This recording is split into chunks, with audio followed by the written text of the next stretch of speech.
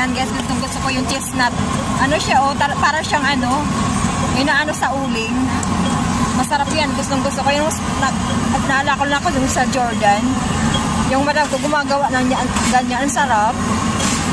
Chestnut na ano siya. Ayan, sarap. $25 lang naman eh. Ayan. Tara, let's.